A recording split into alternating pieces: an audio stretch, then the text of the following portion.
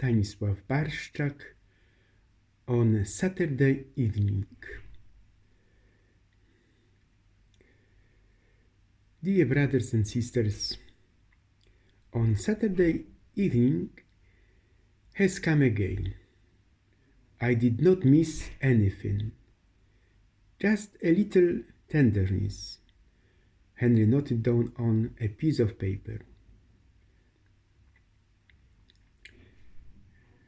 On Saturday evening, I missed you very much.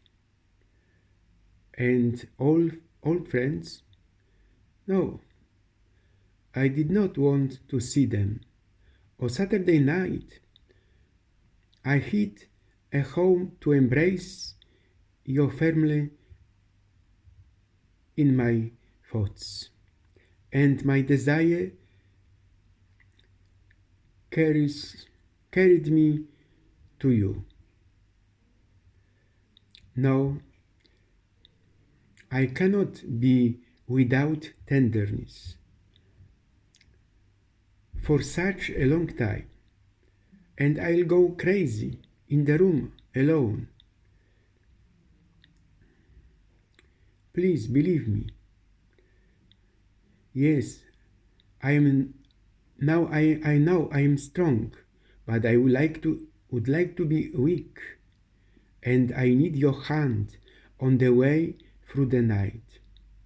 Just the warmth of your skin.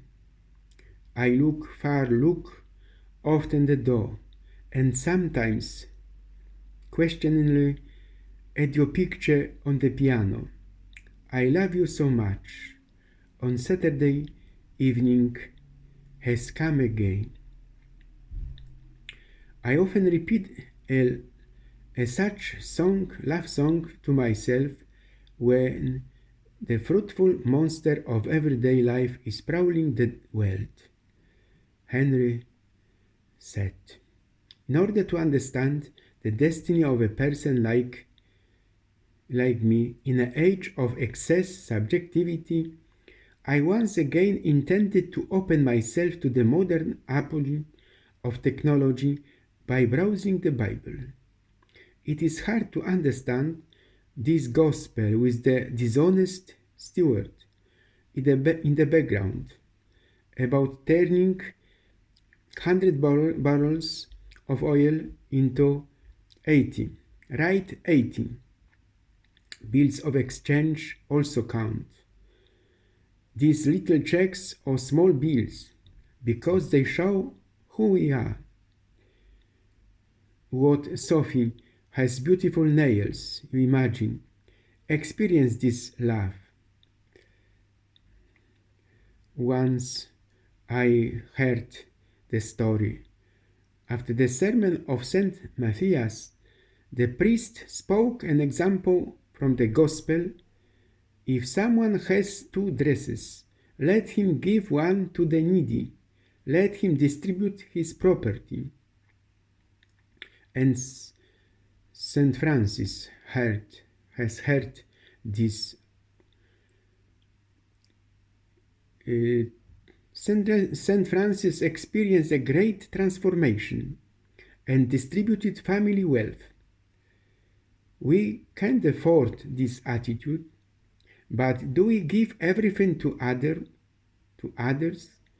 I would say here even the television lies, It shows the concert with the nobility, but are we like them? Like these artists? Those beautiful people? There is a sweet and vaguely antiseptic taste in the air that reminds me of the teenage years spent in these streets and the general state of longing, hunger for life, which seems to be happiness from this distance. There are times when musicians touch together something sweeter than ever before in rehearsal or performances, beyond mere collaboration or technical proficiency. When the expression becomes as easy as graceful as friendship or love, that's when they give us a glimpse of who we can be, our best selves, and an impossible world where you give everything to others but lose none of yourself. The world should pay attention to this. Not everything is getting worse. You know, when anything can happen, everything matters. Even the luxury of being half asleep, exploring the periphery of psychosis in a safe place. This ordinary cycle of falling asleep and waking up in the dark under private cover with another creature, a pale, soft, affectionate mammal, folding the face in a ritual of tenderness, briefly settled in the eternal needs of warmth, comfort, safety, crossing the limbs, get closer.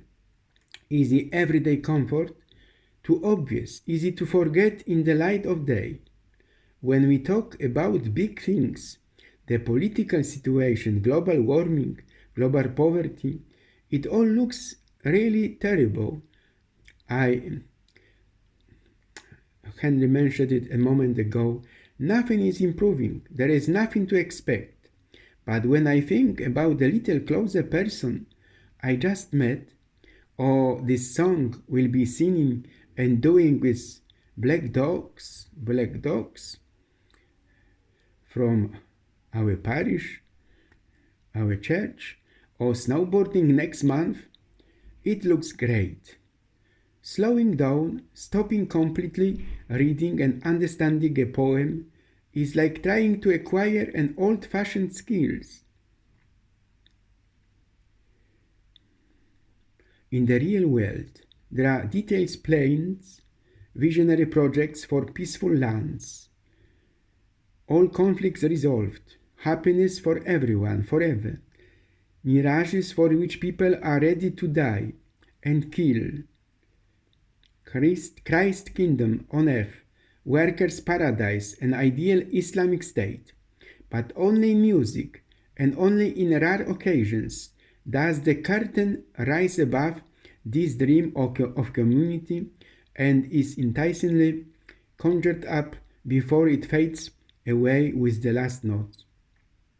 And I have a curtain, a sort of Damocles, a guillotine, I would say. Some people want something to disappear forever from our horizon. Henry mentioned. They have never fully mastered the art of conversation. They tend to hear indifferent views, even mild ones, a kind of affront, an invitation to mortal combat. I brought up the television. Henry said some words about television of today. We feel the pull like gravity, with the television news looming. It is a condition of time, this compulsion to listen to what it is like with the world and join the general public, the community of anxiety. The habit has grown stronger in the past 2 years. A different scale of the value of news is marked by monstrous and spectacular scenes.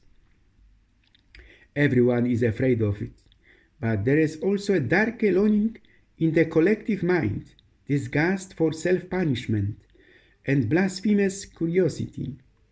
Just like hospitals have their own emergency plans, so is television with its schedule ready to be delivered and pleasure, and that's what the audience is waiting for. Do we want it the next time the television program will be bigger, maybe more interesting but thicker? Do we want this? I'm already answering.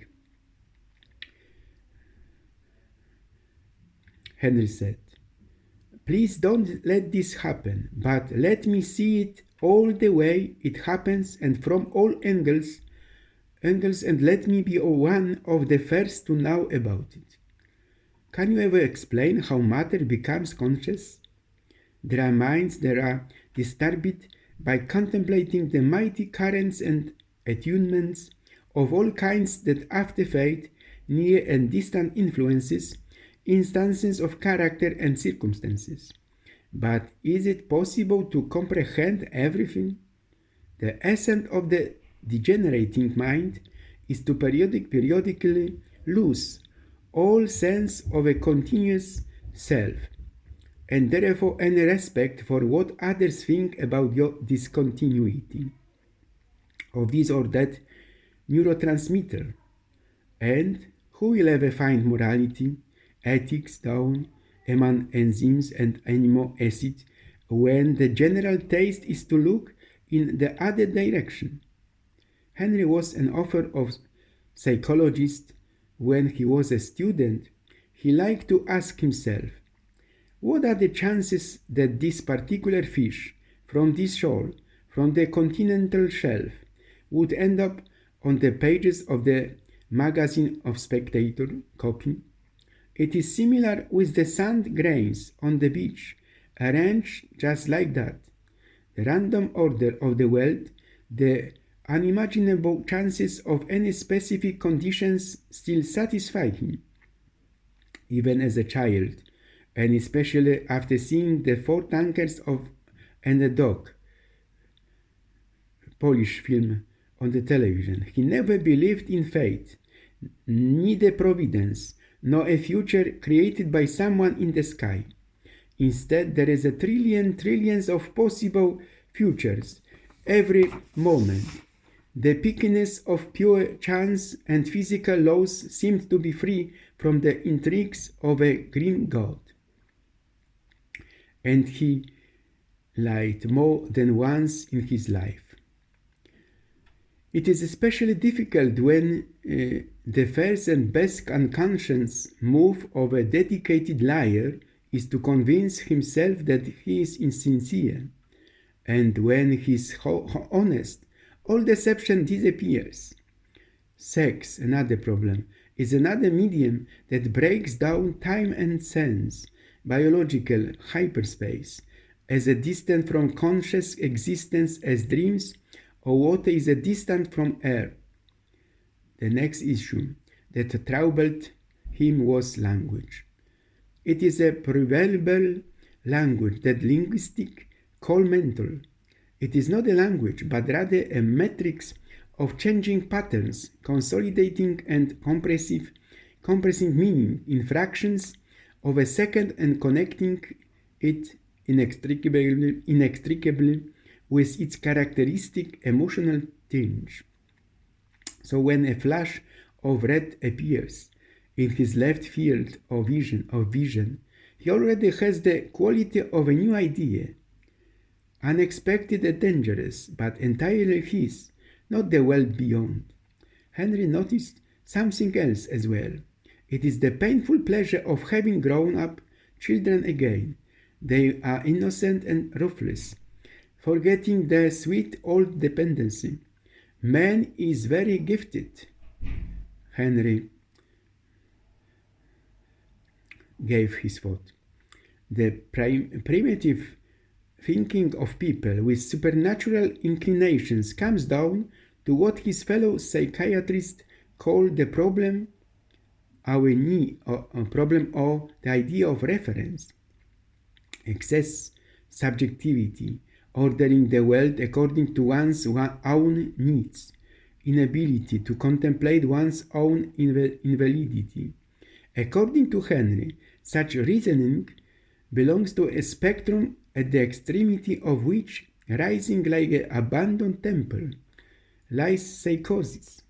It is at such moments the game reveals the basic elements of his character: narrow, ineffective, stupid, and morally, and so on. The game becomes an extensive metaphor for a character flaw. Every mistake he makes is so deep, so irritatingly typical of himself, immediately familiar, like a signature, a tissue scar, or some deformation in a private place. It's funny to recognize how much another person looks like your imperfect self. Standing here, cold resistant as a marble statue, staring down Berlin's Charlotte Street at the shortened tangle of facades, scaffolding, and sloping roofs, Henry thinks the city is a success, a brilliant invention, a biological masterpiece. Billions revolve around the accumulated and layered achievements of centuries, as if around a coral reef, sleeping, working, playing, mostly harmonious. Almost everyone wanted to work. A certain exotic would be Henry's own corner. His colony,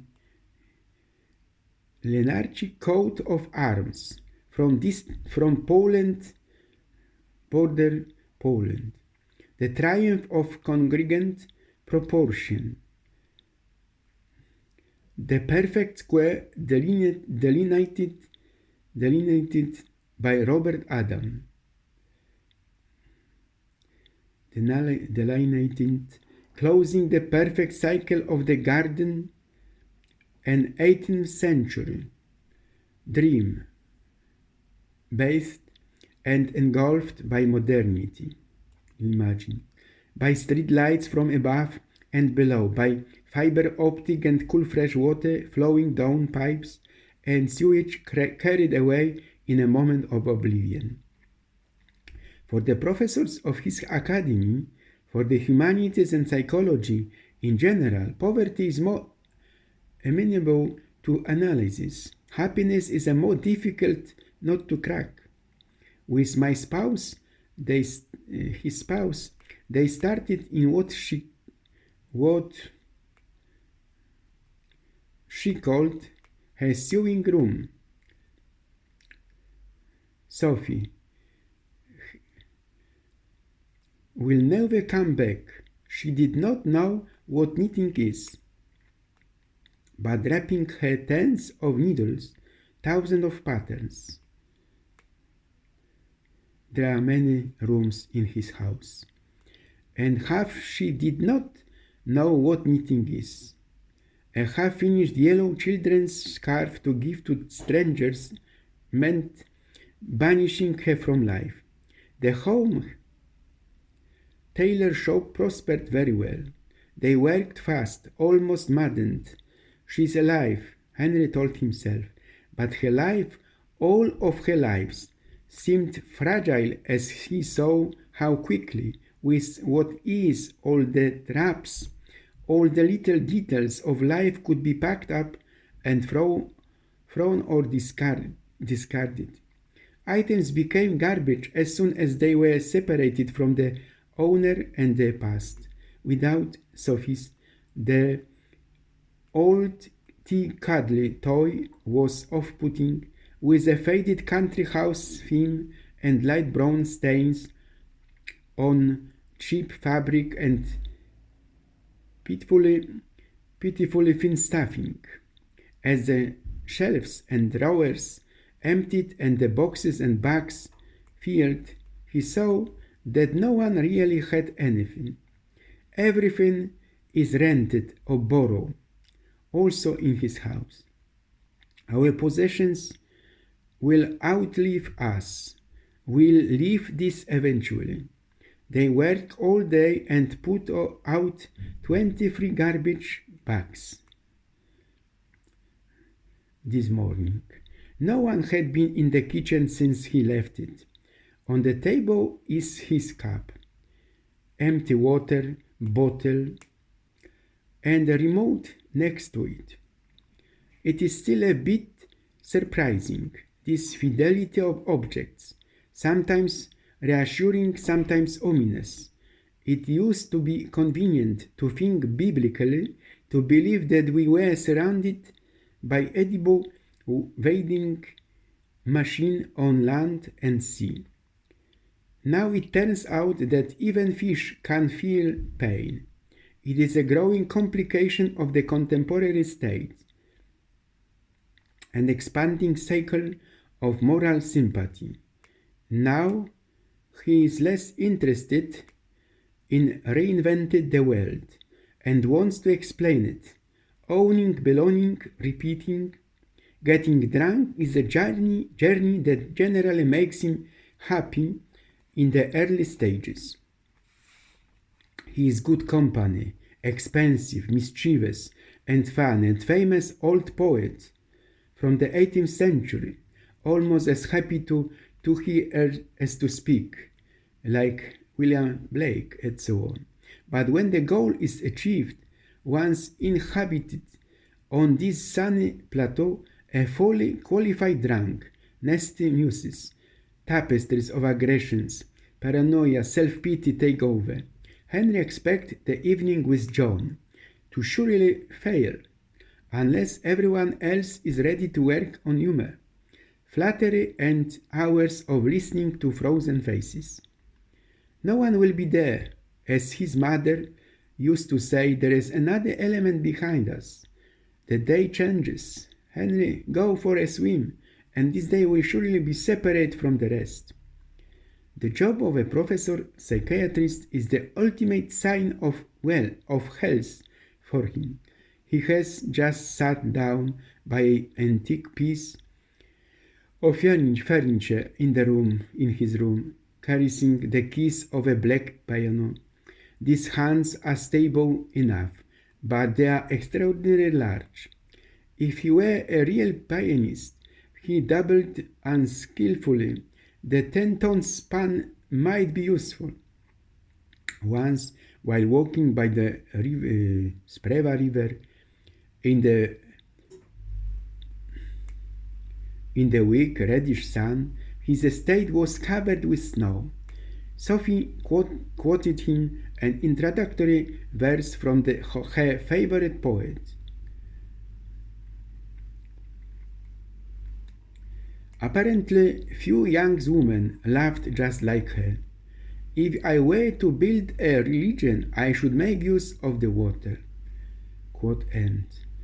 She said she liked the laconic use of summons, as if he ever was.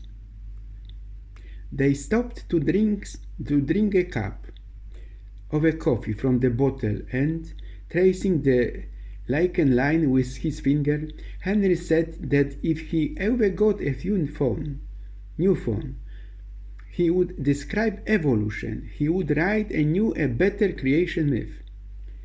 The unimaginable sweep of time, countless generations born and in infinite small steps, complex living beauty from inert matter, driven by their blind fury of random mutations, natural selections, and environmental changes, with the tragedy of constantly dying forms, and more recently by the miracle of minds emerging, and with them morality, love, art, cities, and the unprecedented bonus of this story that turns out to be obviously true. These names of scholars say nothing, but he understands how eminent poets such as a senior consultant live in a vigilant, jealous world where reputation is earnestly nurtured and a man can be humiliated by status anxiety. Poets, or at least this poet, are just as attached to the ground as the rest. After a certain age, when the remaining years first take a finite dimension, and you begin to feel the first chill, you look at the dying man with closer, more brotherly interest. Henry feels weak, ignorant, scared of the way the consequences of an action get out of your control and give rise to new events, new consequences, until you are led to a place you never dreamed of and never chose. The knife in your throat. Yesterday he drank too much again. He had received his first retirement pension, but he was more like pretending to drink. Like many drinkers, he liked to think that each new day was drawing a line underneath the previous one. On Saturday evening, he made the mood again, and he thought again that he was at home in Poland, his home. On Saturday evening, I miss you very much, and without the touch of your hands,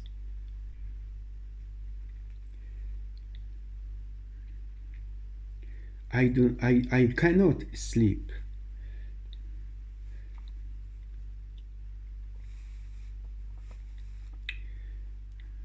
That he had written a beautiful, not insignificant, genuine biography now, he thought.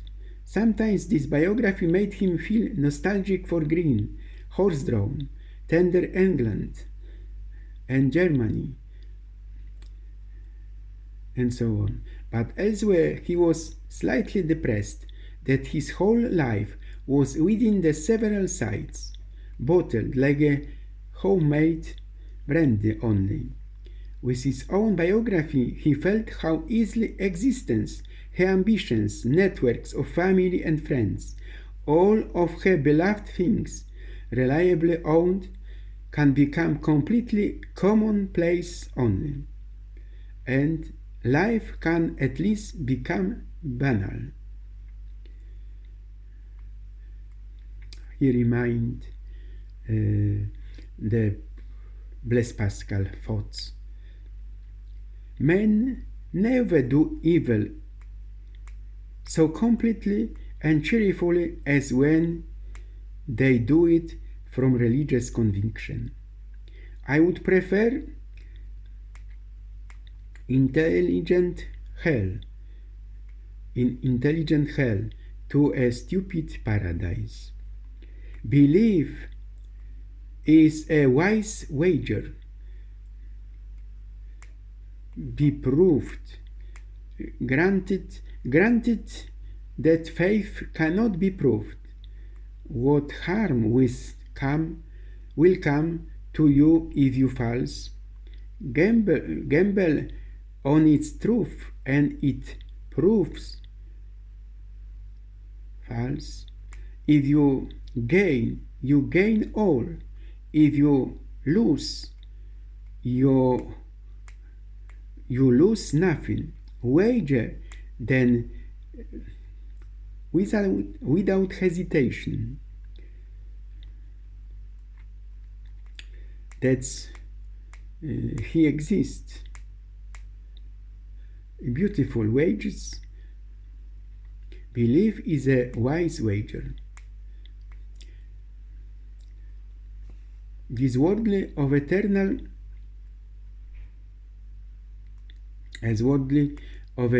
life.